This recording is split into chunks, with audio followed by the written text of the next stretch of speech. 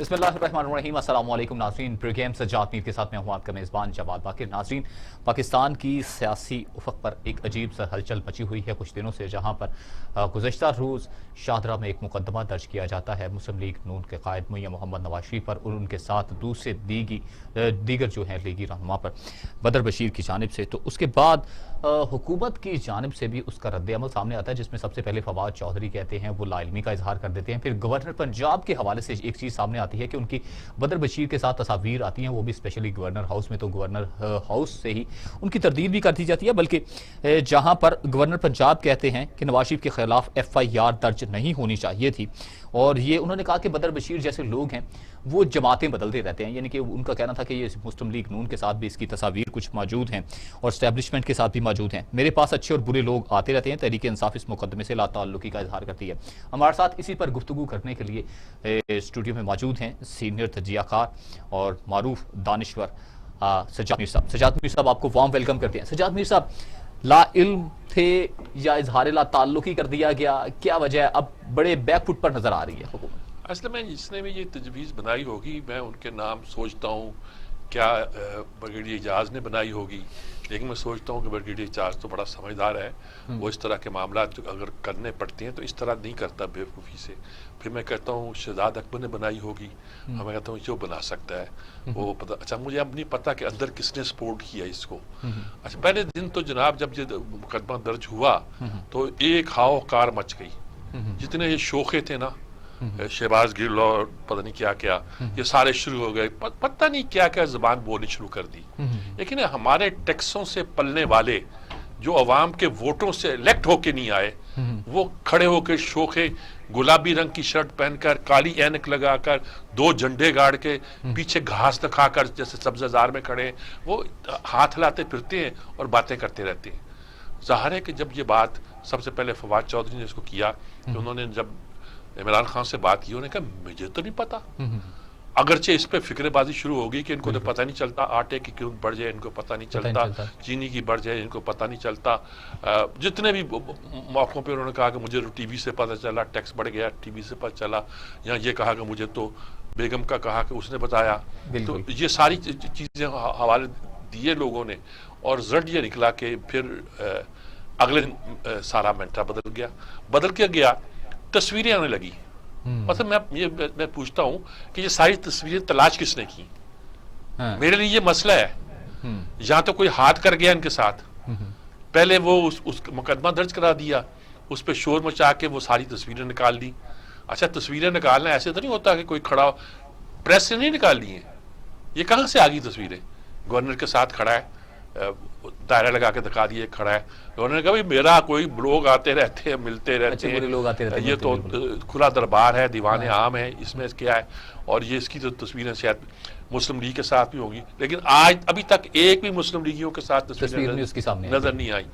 अच्छा, और शेख रशीद के साथ तस्वीर निकल आई। सबसे ज्यादा जो हमारे फन खान है, उन फन खान के साथ भी तस्वीर निकल आई, बैठे बात कर रहे हैं। तो ये सारा जब किस्सा आया, उन्होंने कहा कि ये तो जिन्होंने करवाया, उधर उन्होंने कहा ये हमारा कोई ताल्लुक नहीं है, हम गद्दारी के मुकदमात पर यकीन ही नहीं रखते।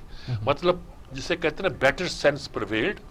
या तो ये है कि पहले इन्होंने तय किया था, फिर कुछ कहा गया उन्हें कि यार ये क्या कर दिया, ये क्या कर दिया। बिल्कुल, मैं ये नहीं कहता कि शायद किसी एजेंसी ने कहा होगा या कुछ कहा होगा कि जो गले पड़ जाएगा सारा, एक मुसीबत आ जाएगी। और अगर ये कहा जाएगा कि सारे गद्दार हैं, तो वो बातें करेंगे जो बातें बर्दाश्त करने के काबिल नहीं होगी। देखा ना, उन्होंने शेख रशीद तो जो है ना, उसकी आदत है, मरियम पे फिक्रे लगा रहा था, और राना सनाउल्लाह साहब ने उसे शट अप जी वही 4 बात कहा है, और अब अगर होगा तो ये होगा। इसने ये हरकत बेनज़ीर के बारे में की थी, जलसे में, मोची दरवाजे के जलसे में पहले तकरीर करते हुए कुछ कहा था, मुझे याद है क्या। फिर इसने असेंबली में बैठकर ये चलते हुए फिक्रे कहा करता था। आसिफ जरदारी भी सुनता था। उसके बाद ये जो जेल गया था इसी जुर्म में गया था, यानी कि उन्होंने कहा कि उठाओ अंदर फेंको, और फिर इसकी बेल नहीं होती थी। ये फख्र करता है ना जेल जाना, क्यों गया था जेल में? अपनी इसी आदत पे। अब बेनज़ीर पे ये फिक्र लगाने की कोशिश, बेनज़ीर भी कहता हूँ, मरियम पे लगाने। तो आज राना सनाउल्लाह ने कहा कि देखो बाज आ जाओ, हद क्रॉस नहीं करो। ख्वातीन पे फिक्रे लोग सुनते नहीं है। बिल्कुल, वो अगर सिर्फ नारा लगा देना, कह दें लोगों देखो तुम्हारी बहन के बारे में क्या कह रहे हैं, تو لوگوں کا رد عمل دیکھنے والا ہوگا. بالکل اسی طرح یہ لال حویلی گیٹ نمبر 4 پہ بیٹھ کر چوکیداری کرنا یہ نہیں چلتا اس معاملے میں. بہرحال بات یہ ہے کہ کیبنٹ میں بھی صرف 3 لوگوں نے یہ کہا کہ اس کو اس کے منطقی انجام تک پہنچاؤ، لیکن عمران خان سمیت سبھی لوگوں کی رائے یہ تھی کہ یہ مقدمہ ہمیں فالو نہیں کرنا چاہیے. بالکل. اور غالباً وہ یہی ہو رہا ہے کہ وہ اس مقدمے کو لے کے آگے نہیں جانا چاہتے. اور اچھا میر صاحب آپ کا کیا کہتے ہیں کہ یہ بنوایا گیا ہے، پلان تھا یہ؟ پاسبل ہو سکتا ہے جی، یہ کسی نے پلان تو کیا ہے نا. مثلا یہ بھی ہو سکتا ہے کہ کچھ لوگوں کا آپ کے جو کیا ہے وہ کراچی کے جو کوتوال لاہور کے جو کوتوالے شہر ہیں وہ کیا کہ سی سی پی او کہتے ہیں، سی سی پی عمر شیخ صاحب جو حرکتیں کرتے پھرتے ہیں، کیا پتہ ہے ایسے کسی بندے نے بنا دیا ہو. انہوں نے نہیں، مطلب ان کا بھی ایسے ہی کسی ترم خان نے کہا کہ ذرا یوں کرنا مقدمہ بنانا. یا کہیں دیکھو نا ہمارے ہاں، میں اب نام نہیں لیتا، 7-8 کیبنٹ میں سے لوگ ہیں جو یہ حرکت کر سکتے ہیں اور اپنی ہدایت کے مطابق اس کو بنا سکتے ہیں. لیکن یہ وائس سٹیپ نہیں ہے. یعنی یہ نہیں ہے کہ اچھا اب کچھ لوگ کہتے ہیں جی آپ ان کو بھگتنا تو پڑے گا، انہوں نے ہم سے لڑ لے، فوج کو کیوں کہتے ہیں یہ کرتے ہیں. دیکھو بھائی ان سے وضاحت کی یہ لوگوں نے کہ فوج کو تو انہوں نے کہا میں 3 بار سلام کرتا ہوں، سلوٹ کرتا ہوں. میرا اعتراض تو اس کردار پر ہے جو کبھی کبھی ہمارے ہاں انتخابات کے سلسلے میں سامنے آ جاتا ہے. صحیح. وہ ایک الگ لڑائی ہے جو آج سے تھوڑی شروع ہوئی ہے. ہم نے 4 مارشل لا بھگتے ہیں، ہر مارشل لا کے خلاف ہم نے موومنٹ چلائی ہے. اس موومنٹ میں بھی جو مدد پہنچی ہے لوگوں کو، کچھ کہتے ہیں کہ فوج ہی مدد پہنچاتی ہے اس میں بھی کہ بھئی یہ بندہ ہمیں بدنام کر رہا ہے، اس کی چھٹی کرائی جائے. تو یہ سارے قصے جو ہوتے ہیں نا یہ بڑے بڑے سوفسٹیکیٹڈ ہوتے ہیں. اچھا سجاد میر صاحب یہیں سے گفتگو کو آگے بڑھائیے گا. ہمارے ساتھ ٹیلی فون لائن پر موجود ہیں صدیق الفاروق صاحب. صدیق الفاروق صاحب جناب، بڑی اچھی بات ہوگی، وہ آگے ان سے تو بات کرتے ہیں. السلام علیکم صدیق الفاروق صاحب. وعلیکم السلام جناب سجاد میر صاحب. آپ تو غدار ہونے سے بچ گئے شاید. میں تو جی ان سے بھی بڑا غدار ہوں. اچھا تو کیا ہو گیا کیسے؟ اب تو وہ نہیں کہہ رہے کہ ہم نے تو غدار قرار دیا ہی نہیں ہے، ہم تو یہ کام کرتے ہی نہیں ہیں. اور وہ بندہ جو ہے اس پہ کرمنل کیسز ہیں، سب کچھ ہے. اور ایک بندے نے یہ بھی کہا، یاد چودھری نے شاید، کہ یہ تو مسلم لیگی ہے اور مسلم لیگی ہونے پنجاب نے کہا کہ ان کے ساتھ بھی. اچھا مسلم لیگی ہے اور مسلم لیگ کی ساری لیڈرشپ یعنی 47 آدمی جن میں وزیر اعظم آزاد کشمیر بھی ہے، جن میں سابق وزراء اعظم بھی ہیں، سب پر اکٹھا ہی مقدمہ. اچھا پھر سوال پیدا ہوتا ہے سجاد میر صاحب، جس افسر پولیس کے افسر نے یہ مقدمہ یا ایس ایچ او نے درج کیا ہے، پھر اس کو پکڑ لیا جائے کہ کیا یہ آرٹیکل 6 پر پورا اترتا ہے؟ تم نے کس بنیاد پر یہ ایف آئی آر درج 124 پہ کیا ہے؟ جو بھی وہ آتھورائز نہیں ہے، وہ صوبائی حکومت یا وفاقی حکومت کہے تو مقدمہ درج ہو سکتا ہے، درج ہوگا. اب دوسری بات یہ ہے کہ اس سے بلائیں اور پوچھیں کہ اس پر کس نے دباؤ ڈالا کہ یہ ایف آئی آر درج کرو، کاٹو جلدی ایف آئی آر. یہ اتنا آسان کام نہیں ہے.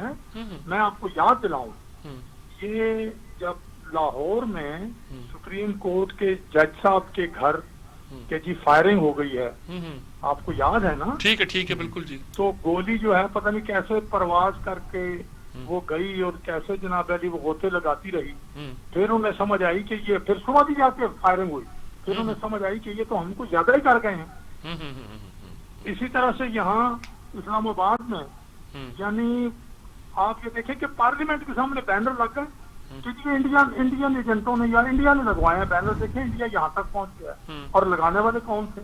یار اس طرح کی باتیں نہ کریں. اور پاکستان کو، اور جو اس طرح کے دائیں بائیں کچھ لوگ بیٹھے ہوئے ہیں، وہ تو ہماری انٹیلیجنس ایجنسیوں کی جو صلاحیت ہے اس کو بھی گویا سیبوٹیج کر رہے ہیں یا اس کو بدنام کر رہے ہیں کہ آپ تو ابھی نکلیں گے، کوئی موومنٹ بنائیں گے، کریں گے، لیکن سنا سرکاری ملازم تو آج پارلیمنٹ میں پہنچ گیا کہ ہماری تنخواہیں بڑھائیں. میں سمجھتا ہوں جی کہ اس وقت ملک میں جو صورتحال ہے، لوگوں کی آمدنیاں کم ہو گئی ہیں، روزگار لوگوں کے چھن گئے ہیں، مہنگائی 100% نہیں 200% مہنگائی بڑھ گئی. ٹھیک بات. اور جی ہاں، تو لوگ باہر نکلیں گے نہیں تو کیا؟ مجھے تو وہ وقت جلدی آتا نظر آتا ہے کہ لوگ پی ٹی آئی کے جو صوبائی اسمبلی کے ممبر اور قومی اسمبلی کے پارلیمنٹیرین ہیں وہ ان کا گھیراؤ کریں گے. ٹھیک بات ہے جی، ٹھیک بات. اچھا، آپ کو کیا لگتا ہے کہ اب یہ حکومت اس مقدمے سے جان چھڑائے گی، کیا کرے گی؟ اور یہ کہ جو آپ گجرانوالہ سے تحریک چلانا چاہ رہے ہیں، کیا اس کو آسانی سے چلنے دے گی یا گڑبڑ پیدا کرے گی؟ پہلی بات تو یہ ہے کہ اگر عمران خان با اختیار ہے تو اس کے قول و فعل میں اتنا تضاد ہے کہ کوئی آدمی تصور نہیں کر سکتا کہ جس نے آکسفورڈ کا منہ بھی دیکھا ہے وہ اس طرح کی بات کرے گا.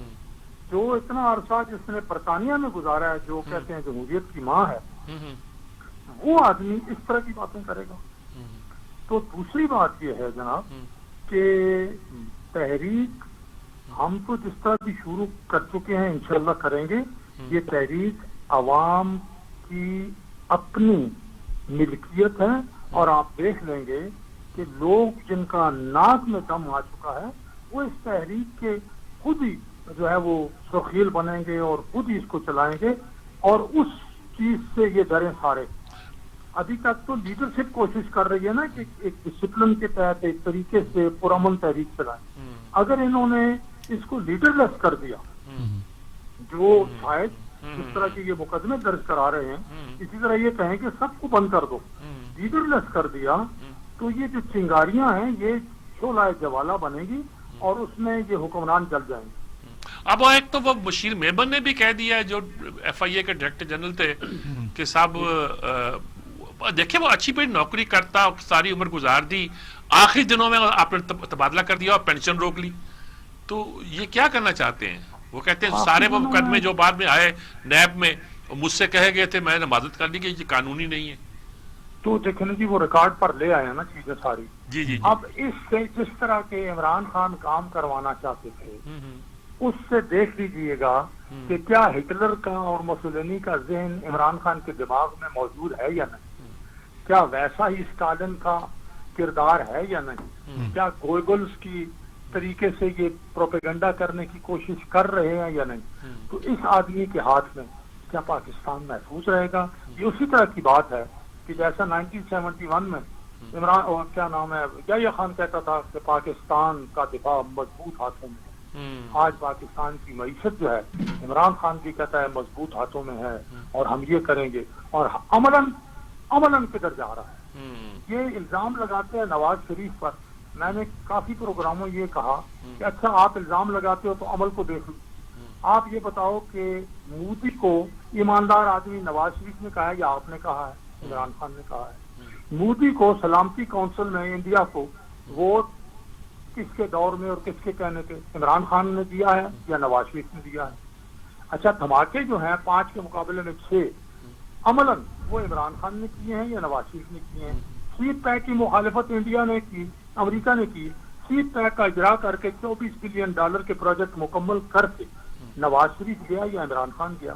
تو کون عملاً پرو انڈیا ہے اور کون عملاً جناب انڈیا کے مقاصد اور انڈیا کے عزائم کو شکست دیتا ہے؟ ٹھیک بات. بہت شکریہ آپ کا صدیق الفاروق صاحب، بہت آپ نے بڑی مختصر وقت میں بہت سی باتیں کر دی. ہم بڑے ایک کلیئر ایک ورژن انہوں نے دیا ہے. اب ہم کوشش کرتے ہیں کہ اگر ہمیں سلمان احمد مل گئے تو ان سے بھی بات ہوگی. اچھا یہ آپ بات کر رہے تھے صدیق الفاروق صاحب نے بھی آپ نے پوائنٹ آف ویو پوائنٹ اٹھایا، مگر وہ بات کہیں سے کہیں نکل گئی. یہ ہرڈل تو نہیں آپ کریٹ کریں گی جیسا کہ آپ نے گجرانوالہ کا بات کیا ہے، وہاں سے محب وطن ریلی کا بھی اناؤنس کر نہیں؟ دیا. دیکھیں وہ محب وطن ریلی جو ہوتی ہیں وہ ریلیاں ہوتی ہیں، اگر سرکاری مدد بھی حاصل ہوتی ہے. میں نے دیکھا جب اسد خان کراچی آئے تھے، مشہور جلوس ان کا نکلا تھا 77 کے الیکشن سے پہلے، تو ایئرپورٹ سے لے کر بنس روڈ تک جناب اتنا بڑا ہجوم تھا کہ جس کی انتہا نہیں. اور اس کے مقابلے میں جب دوسری طرف سے ریلی نکائی گئی حفیظ پیرزادہ نے، تو ریلی نہیں، وہ بالکل ایسی رلی تھی، چند لوگ تھے. وہ لوگ نہیں آتے اس وقت، جب جو فضا بنی ہوتی ہے لوگ اسی کے ساتھ آتے ہیں. آپ کی پارٹی کے لوگ بھی بھاگ جاتے ہیں، وہ اپنی زندگیوں خطرے میں نہیں ڈالنا چاہتے. لیکن ایک بات اب امپورٹنٹ آ رہی ہے کہ اگر ان دنوں میں کوئی کورونا کا مسئلہ خدا نہ خواستہ پیدا ہو گیا تو وہ ظاہر ہے کہ وہ تو ایک ایسی بات ہے جس پہ غور کرنا پڑے گا. اللہ کرے ہم ویسے بھی اس صورتحال سے بچ جائیں اور اس مشکلات کا آپ کو کیا لگتا ہے کرپشن کا جو بیانیہ سرکار اس وقت بڑا راگ الاپ رہی تھی کرپشن ختم کریں گے کرپشن، ان کا کیا بیانیہ پٹ چکا ہے تو اس کے بعد اس طرح کے ہتھ کنڈے استعمال آپ کیے دیکھیں کرپشن کر کے لوگ اتنے تنگ آ گئے تھے کہ انہوں نے غداری کا پکڑا تھا. یہی تو غداری کا سٹارٹ کرتے ہی اندازہ ہوا کہ غداری کا لینا آسان کام نہیں ہے. اور میرا خیال میں ہمارے اداروں کو بھی خیال ہوا گا کہ ابھی غداری کا کریں گے سب سے پہلے تو وہ مشرف کو یاد کریں گے یہ لوگ، بلاؤ اس کو، مشرف کو بلاؤ، پہلے اس کو لاؤ، اس کو نکال دیا ملک سے. اور اس کے نتیجے کے دور میں پتہ نہیں کیا کیا باتیں جو ہیں وہ کھل کر سامنے آیا اور فضا کی بات نکلے گی تو پھر دور تو لگ جائے گی، مقدر ہو جائے. تو میرا خیال میں اس لیے ان کو شاید روکا گیا ہے یا جو بھی ہوا ہے کہ بھئی یہ آپ غداری وغیرہ کا کیس نہیں بناؤ، ورنہ وہ کہیں گے کہ غداری کا جو اصل کیس تھا وہ تو سیڈیشن کا تھا، جو ٹریزن کا تھا، بلکہ ہائی ٹریزن کا تھا، جو ہم نے دفعہ 6 کے تحت مشرف پہ لگایا تھا اور جینون طور پر آئینی طور پہ لگایا تھا کہ اس نے گویا پاکستان کے آئین کو سبورٹ کیا ہے. تو وہ تو آپ نے سنے نہیں دیا، تو اب یہ کیا سنیں گے؟ تو میرے خیال میں اس لیے وائز سٹیپ یہی تھا کہ اس قسم کی بحث میں الجھنے کی بجائے معاملے کو سیدھا کیا جائے. اصل بات یہ ہے کہ اس حکومت کے لیے چاہے یہ کرپشن کہیں اب یا یہ کہیں کہ یہ غدار ہیں، وہ کہتے ہیں مہنگائی، بے روزگاری، بالکل اس کا کیا علاج ہے؟ اس پر بھی ہم نے بات کرنی ہے، مگر اس سے پہلے سجاد صاحب آپ سے ایک پوائنٹ آف ویو لینا چاہتا ہوں، پھر آپ کو ایک سوٹ بھی سنوانا ہے.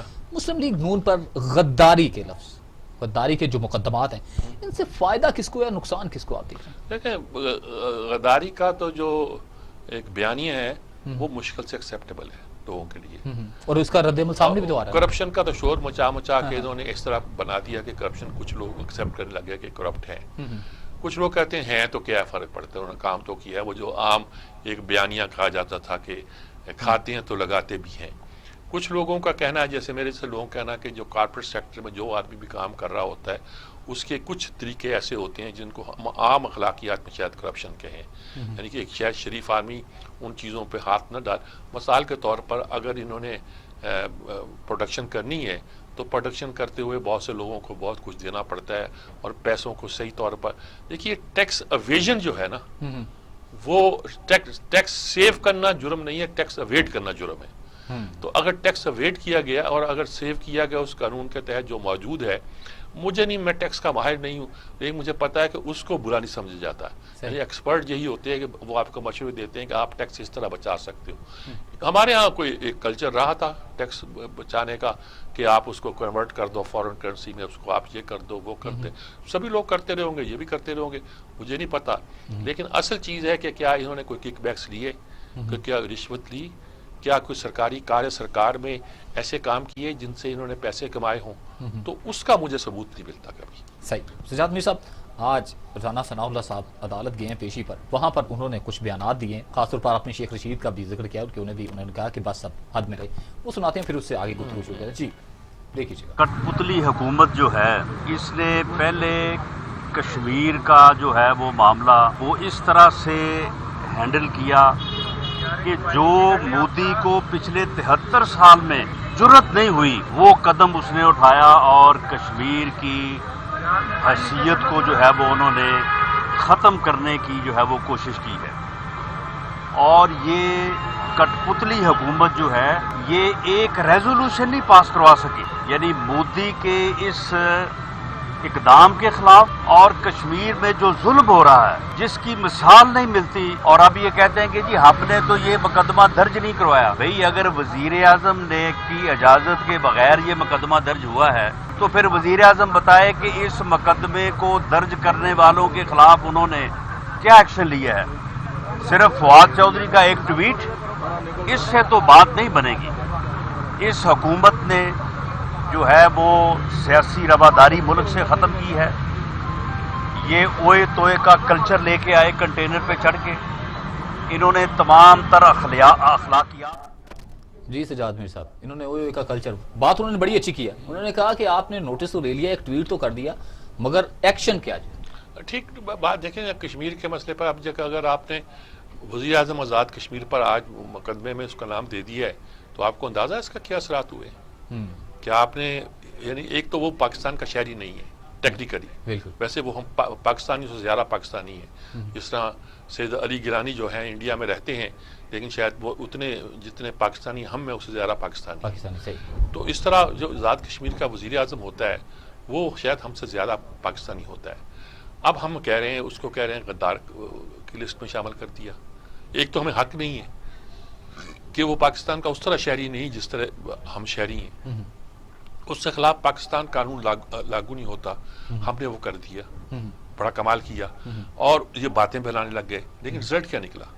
رزلٹ نکلا کہ انڈیا کا پریس بھی اور کشمیری میں لوگ بھی جو تھے اس پہ تلملا اٹھے, یعنی کشمیری تلملا اٹھے اور انڈیا کے لوگ جو تھے وہ لگے اس پہ ہانکنے جگہ تگہ کہ انہوں نے اس کو غدار قرار دے دیا. تو بہرحال اس کا رزلٹ یہ نکلا ہے کہ وہ تو خیر واپس لینا ہی تھا. وہ کہتے جی اگر وہ نہیں ہوں گے تو ان کو اس میں سے خارج کر دیا جائے گا. ارے یہ بتاؤ تم نے داخل کیسے کیا؟ ہمارے ساتھ سلمان عابد ہے, ان سے سلمان عابد صاحب ماشاءاللہ آ گئے. سلمان عابد صاحب کیا حال ہے جناب؟ خیریت سے ہیں؟ صاحب کیسی طبیعت ہے آپ کی؟ ٹھیک ٹھاک ہے, اللہ کا شکر ہے. کیا کر رہے ہیں؟ سب کو غدار قرار دے رہے ہیں, کیا مسئلہ ہے؟ پاکستان کی سیاست کا ایک بڑا المیہ یہ ہے میر صاحب کہ یہاں ہر دور میں جو ہے نا ہم نے غدار پیدا کیے ہیں, اور چاہے وہ سیاسی دور ہوں چاہے وہ فوجی دور ہوں. اس لیے میرے لیے کوئی نئی بات نہیں ہے کہ ہمارے ہاں مخالفت برائے مخالفت جو ہے یا سیاست کے اندر یہ جو اختلاف ہے اس کو قبول کرنے کی روایت کمزور ہے, اور ہم ہمیشہ اپنے مخالفین کے بارے میں یہی طور طریقہ اختیار کرتے ہیں جو اس وقت کیا جا رہا ہے. کہ کوئی نئی بات نہیں ہے. پاکستان کی سیاست اور جمہوریت کی بدقسمتی ہے کہ ہم نے ماضی کے تجربوں سے کچھ نہیں سیکھا. اس کی کچھ تصویر آپ کے ساتھ تو نہیں ہے؟ جس طرح اس کی تصویریں ہر ایک کے ساتھ چھپ رہی ہیں, میں نے کہا کہیں ہمارے یار کے ساتھ نہیں. دیکھیں نا بات یہ ہے میر صاحب کہ آپ کے جو بھی سیاسی اختلافات ہیں اس کو سیاسی انداز میں لڑنا چاہیے. ٹھیک بات. اس طرح کے جو معاملات ہوتے ہیں اس طرح سے اگر ہم سرٹیفکیٹ جاری کرنا شروع کر دیں, اگرچہ یہ انفرادی فرد ہے لیکن آپ کو پتا ہے کہ ہمارے ہاں اس طرح کے انفرادی فرد جو ہیں ہر دور کے سامنے آ جاتے ہیں جو کسی نہ کسی کی حما پر اور کسی نہ کسی کی سپورٹ کے ساتھ اس طرح کے کام کرتے ہیں. اور اس میں جس طرح سے پولیس والے نے مقدمہ درج کیا ہے وہ بھی ذرا تشویش کا پہلو ہے. اگر ایک تو کمپلین آ بھی گئی تھی تو اس کو اپنی حد تک محدود رکھتا, سوچتا, سمجھتا, لیکن اس نے فوری طور پہ جس طرح سے پرچہ درج کیا ہے وہ بھی ظاہر کرتا ہے کہ کوئی اچھی چیز نہیں ہے. اب پرائم منسٹر صاحب نے کہا کہ ان کا حکومت سے اس کا کوئی تعلق نہیں ہے, تو پھر پرائم منسٹر کی یہ ذمہ داری بنتی ہے نا جی کہ وہ اس پورے معاملے کی تحقیقات کروائیں کہ یہ فرد کون ہے, کس کے اما پر, کس کی خواہش پر. بات درست کہہ رہے ہیں آپ. اس پردہ زنگاری میں کوئی نہ کوئی تو ہوگا جی, کوئی بھی ہو. ہمارے یہاں یہ کام انفرادی سطح پہ نہیں ہوتا. ٹھیک ہے, کوئی نہ کوئی بندہ اس کو سپورٹ ضرور کرتا ہے اس طرح کے کاموں میں. ٹھیک بات ہے. اچھا دوسری بات یہ ہے کہ کچھ مہنگائی کا چرچا اتنا ہو رہا ہے کہ مہنگائی کے بارے میں اور تنخواہوں میں اضافے کے سرکاری لوگوں نے اسلام آباد میں مظاہرے شروع کر دیے ہیں. یہ کبھی نہیں ہوئے ان دنوں میں, حالانکہ بڑے حالات خراب رہے ہیں. کیا کہہ رہے ہیں تحریک چلنے سے ریلیاں شروع؟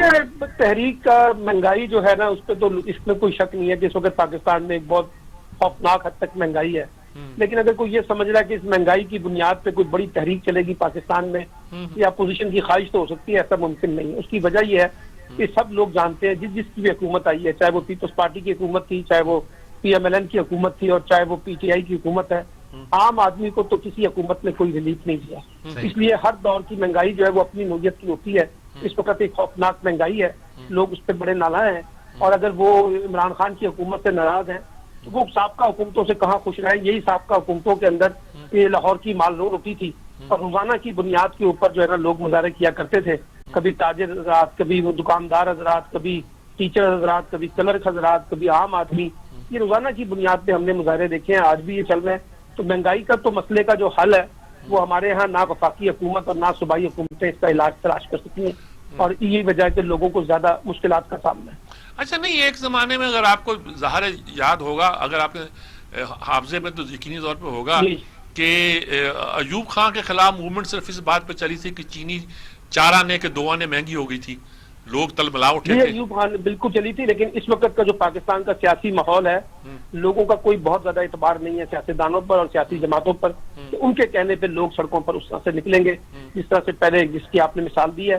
فی الحال آج کا آپ نے ابھی دیکھا ہے لاہور کے اندر جو ریلی ہوئی ہے, لاہور جو ہے وہ مسلم لیگ ان کا گڑھ سمجھا جاتا ہے, اور وہاں 1000-1500 افراد کی ریلی ہوئی ہے 1.5 کروڑ کی آبادی میں. تو آپ اندازہ لگا لیں کتنے لوگ جو ہیں, اور اس وقت جو نعرے لگ رہے ہیں وہ مہنگائی کے تو لگ ہی نہیں رہے, وہ تو اسٹیبلشمنٹ کے خلاف نعرے ہیں, حکومت کو گرانے کے نعرے ہیں, اور نئے انتخابات کا مطالبہ ہے, اسمبلیوں سے وزیر اعظم استعفیٰ دے دے. کون سے مہنگائی کے اوپر بات چیت ہو رہی ہے؟ کوئی بہت زیادہ ذکر ہوتا ہے, اس سے زیادہ کوئی دلچسپی پاکستان کی جو اپوزیشن جماعتیں ہیں وہ اس وقت طاقت کی لڑائی کی جنگ لڑ رہی ہیں, حکومت بھی جنگ لڑ رہی ہے طاقت کی. تو اس میں عام آدمی کے مسائل جو ہیں وہ کہاں سے سامنے آ گئے. نہیں بات آپ درست کہہ رہے ہیں. جب پی این اے کی تحریک چلی تھی تو سٹارٹ میں وہ بالکل ووٹ کی یعنی کہ بے حرمتی پہ تھی, دھاندلی پہ تھی, لیکن بعد میں نظام مصطفیٰ کی تحریک بن گئی. لیکن اب پی این اے کی جو تحریک ہے اس کا پس منظر ذہن میں رکھیے گا کہ دائیں بازو اور بائیں بازو کی جو نظریاتی لڑائی اس وقت چل رہی تھی وہ اس کا پس منظر تھا. اسی وجہ سے لوگوں نے اس میں بہت زیادہ دلچسپی لی تھی, اور پیپلز پارٹی کے خلاف جو نفرت اس وقت پائی جاتی تھی, انتخابات میں دھاندلی بھٹو صاحب اقرار کر چکے تھے, تو اس وجہ سے اور ان کے جو بہت سے اقدامات تھے اس وقت ایک بڑا پولیٹیکل بڑا پرجوش ہوا کرتا تھا ماحول. سیاسی جماعتیں اس انداز سے جو ہے نا کوشچنیبل نہیں تھی جس انداز سے آج کوشچنیبل ہے.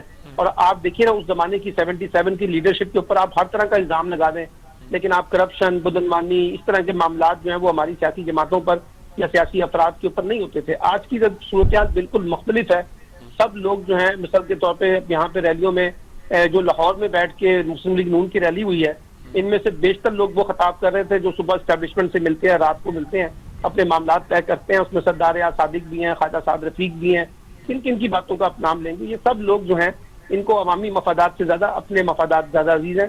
اسی وجہ سے پاکستان میں عام آدمی جو ہے وہ مشکلات کا شکار ہے. اس میں تحریک انصاف کی حکومت بھی لوگوں کو کوئی بڑا ریلیف نہیں دے سکتی. اچھا, تو اس کا مطلب ہے کہ ہم مطمئن ہو کے بیٹھ جائیں کہ ماشاءاللہ حالات بالکل ٹھیک رہے ہیں, کچھ نہیں ہونے نہیں, والا, حالات ہم مہنگائی سہتے رہیں گے؟ دیکھیے حالات تو ٹھیک نہیں رہیں گے, لیکن یہ بھول جائیں کہ یہ اپوزیشن جو ہے اس میں کوئی دمخم ہے.